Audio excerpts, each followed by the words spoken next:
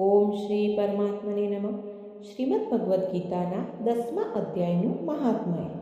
ભગવાન શિવ કહે છે, સુંદરી, હવે તમે 10મ અધ્યાયના મહાત્મયની પરમ પાવન કથા સાંભળો, જે સ્વર્ગરૂપી દુર્ગમાં જવા માટે સુંદર સોપાન અને પ્રભાવની ચરમ સીમા છે. કાશીપુરીમાં ધીરબુદ્ધિ નામથી વિખ્યાત એક બ્રાહ્મણ હતો, જે મારા પ્રત્યે પ્રિય નંદીની જેમ ભક્તિ રાખતો હતો. એ પાવન કીર્તિના અર્જનમાં તત્પર રહેનારો, શાંત ચિત્તનો અને હિંસા, કઠોરતા તથા દુઃસાહસથી દૂર રહેનારો હતો. જીતેન્દ્રિય હોવાના કારણે એ નિવૃત્તિ માર્ગમાં જ સ્થિત રહેતો હતો. એણે વેદરૂપી સમુદ્રનો પાર પામી લીધો હતો. એ સઘળા શાસ્ત્રોના તાત્પર્યનો જાણકાર હતો. એનું ચિત્ત સદા મારા ધ્યાનમાં જોડાયેલું રહેતું હતું. એ મનને અંતરાત્મામાં પરોવીને સદા આત્મતત્વનો સાક્ષાત્કાર કરતો હતો.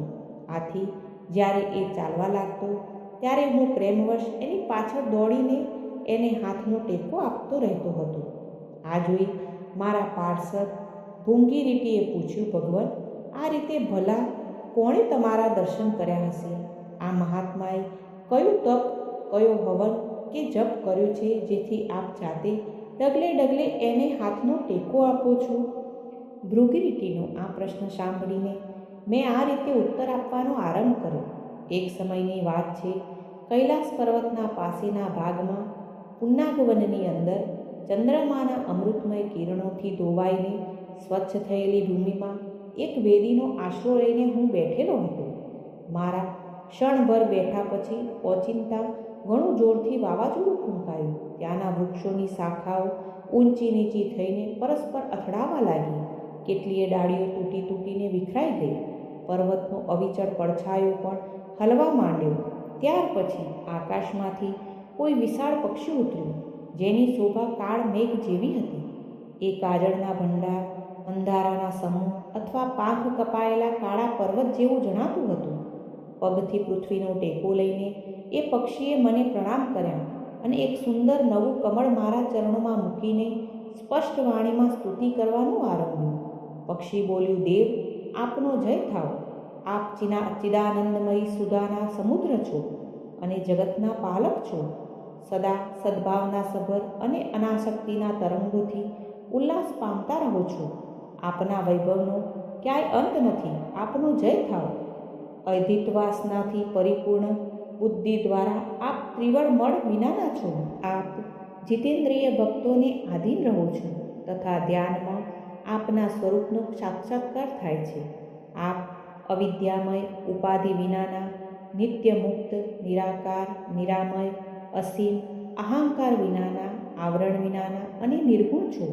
આપના ચરણ કમળ શરણાગત ભક્તોની રક્ષા કરવામાં પ્રવીણ છે. પોતાના ભયંકર લલાટરૂપી મહાસર્પની વિષજ્વાળાથી આપે કામદેવને ભસ્મ કર્યો છે. આપનો જય થાવ. આપ પ્રત્યક્ષ વગેરે પ્રમાણોથી દૂર હોવા છતાં પણ પ્રામાણ્ય સ્વરૂપ છો. આપને વારંવાર નમસ્કાર છે. ચૈતન્યના સ્વામી તથા ત્રિભુવનધારી એવા આપને પ્રણામ છે. હું શ્રેષ્ઠ યોગીઓ દ્વારા ચુમાયેલા આપના એ ચરણ કમળોની વંદના કરું છું, જે અપાર ભવપાપના સમુદ્રથી પાર ઉતારવામાં અદ્ભુત શક્તિશાળી છે. મહાદેવ સાક્ષાત બૃહસ્પતિ પણ આપની સ્તુતિ કરવાની દૃષ્ટતા નથી કરી શકતા. 1000 મુખ ધરાવતા નાગરાજ શેષમાં પણ એટલું ચાતુર્ય નથી કે એ આપના ગુણોનું વર્ણન કરી શકે. પછી મારા જેવા નાની બુદ્ધિ ધરાવતા પક્ષીની તો વિસાત જ શું? એ પક્ષીએ કરેલી આ સ્તુતિ સાંભળીને મેં એને પૂછ્યું, વિહંગમ, તું કોણ છે અને ક્યાંથી આવ્યું? તારો આકાર તો હંસ જેવો છે, પણ રંગ કાગડાનો છે. તું જે પ્રયોજનને લઈને અહીં આવ્યું છે એને જણાવ. પક્ષી બોલ્યું, દેવેશ, મને બ્રહ્માજીનો હંસ જાણો. દુર્જટી જે કર્મથી મારા શરીરમાં અત્યારે કાલીમાં આવી ગઈ છે એ સાંભળો. પ્રભુ, જો કે આપ સર્વજ્ઞ છો, છતાં પણ જો આપ પૂછો છો તો જણાવું છું. સૌરાષ્ટ્રનગર પાસે એક સુંદર સરોવર છે, જેમાં કમળ લહેરાતા રહે છે. એમાંથી જ બાલચંદ્રમાના ટુકડા જેવા શ્વેત મૃણાલોના કોડિયા લઈને હું ઘણી ઝડપની ગતિથી આકાશમાં ઉડી રહ્યો હતો. ઉડતા ઉડતા ઓચિંતા ત્યાંથી પૃથ્વી પર પડી ગયો.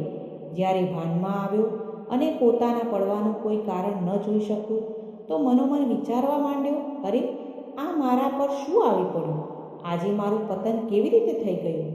પાકી ગયેલા કપૂર જેવા મારા શ્વેત શરીરમાં આ કાલીમાં કેવી રીતે આવી ગઈ? આ રીતે વિસ્મિત થઈને હું હજી તો વિચાર જ કરી રહ્યો હતો ત્યાં તો એ તળાવના કમળોમાંથી મને આવી વાણી સંભળાઈ, હંસ ઉઠ, હું તારા પડવાનું અને કાળા થઈ જવાનું કારણ જણાવું છું. ત્યારે હું ઊભો થઈને સરોવરની વચ્ચે ગયો અને ત્યાં 5 કમળ ધરાવતી એક સુંદર કમલિનીને જોઈ એને પ્રણામ કરીને મેં પ્રદક્ષિણા કરી અને પોતાના પતનનું આખું કારણ પૂછ્યું. કમલિની બોલી, કલહંસ, તું આકાશ માર્ગેથી મને ઓળંગીને ગયો છે. એ જ પાતકના પરિણામે તારે પૃથ્વી પર પડવું પડ્યું છે તથા એના જ કારણે તારા શરીરમાં કાલીમાં દેખાઈ રહી છે. તને પડેલો જોઈને મારા હૃદયમાં દયા ભરાઈ આવી અને જ્યારે હું આ વચલા કમળ દ્વારા બોલાવા લાગી છું ત્યારે મારા મુખમાંથી નીકળેલી સુગંધ સૂંઘીને 60,000 ભમરા સ્વર્ગલોકને પામી ગયા છે. પક્ષીરાજ, જે કારણે મારામાં આટલો વૈભવ, આવો પ્રભાવ આવ્યો છે એને જણાવું છું. સાંભળ, આ જન્મ પહેલાંના 3જા જન્મમાં હું આ પૃથ્વી પર એક બ્રાહ્મણની કન્યા રૂપે જન્મી હતી. તે સમયે મારું નામ સરોદવદનના હતું. હું ગુરુજનોની સેવા કરતી કરતી સદા એકમાત્ર પાતિવ્રત્યના પાલનમાં તત્પર રહેતી હતી. એક દિવસની વાત છે, હું એક મેનાને ભણાવી રહી હતી. એના લીધે પતિ સેવામાં થોડોક વિલંબ થઈ ગયો. આથી પતિદેવ કોપાઈ ગયા અને એમણે મને શાપ આપ્યો, પાપીની, તું મેના થઈ જા. મર્યા પછી જો કે હું મેના જ થઈ ગઈ, છતાં પણ પાતિવ્રત્યના પ્રસાદથી મુનિઓના જ ઘરમાં મને આશરો મળ્યો. કોઈ મુનિ કન્યાએ મારું પાલન પોષણ કર્યું. હું જેમના ઘરમાં હતી એ બ્રાહ્મણ દરરોજ પ્રાતકાળે વિભૂતિ યોગ નામે પ્રસિદ્ધ ગીતાના 10મ અધ્યાયનો પાઠ કરતા હતા અને હું એ પાપ હરનાર અધ્યાય સાંભળ્યા કરતી હતી. વિહંગમ કાળે કરીને હું મેનાનું શરીર છોડીને 10મ અધ્યાયના મહાત્મ્યથી સ્વર્ગલોકમાં અપ્સરા થઈ. મારું નામ પદ્માવતી પડ્યું અને હું પદ્માની પ્રેમાળ સખી બની ગઈ. એક દિવસ હું વિમાન દ્વારા આકાશમાં વિચરિત રહી હતી. તે સમયે સુંદર કમળોથી સુશોભિત આ રમણીય સરોવર પર મારી દૃષ્ટિ પડી અને એમાં ઉતરીને જેવી મેં જળક્રીડા આરંભી એવા જ દુર્વાસા મુનિ આવી પહોંચ્યા. એમણે વસ્ત્રરહિત અવસ્થામાં મને જોઈ લીધી. એમના ભયથી મેં પોતે જ એક કમલીનું રૂપ ધારણ કરી લીધું. મારા બંને પગ 2 કમળ થયા, બંને હાથ પણ 2 કમળ થઈ ગયા અને બાકીના અંગો સાથે મારું મુખ પણ એક કમળ થયું. આ રીતે હું 5 કમળો ધરાવતી થઈ. મુનિવર દુર્વાસાએ મને જોઈ એમના નેત્ર ક્રોધાગ્નિથી બળી રહ્યા હતા. એ બોલ્યા, પાપીની, તું આ જ રૂપમાં 100 વર્ષો સુધી પડી રહે. આ શાપ આપીને એક ક્ષણવારમાં અંતર ધ્યાન થઈ ગયા. કમલિની હોવા છતાં પણ વિભૂતિ યોગ અધ્યાયના મહાત્મ્યથી મારી વાણી લુપ્ત થઈ નથી. મને ઓળંગવા માત્રના અપરાધથી તું પૃથ્વી પર પડ્યું છે. પક્ષીરાજ, અહીંયા ઊભા ઊભા તારી સામે જ આજે મારા શાપની નિવૃત્તિ થઈ રહી છે. કેમ કે આજે 100 વર્ષ પૂરા થઈ ગયા. મારા વડે ગાવામાં આવતા એ ઉત્તમ અધ્યાયને તું પણ સાંભળી લે.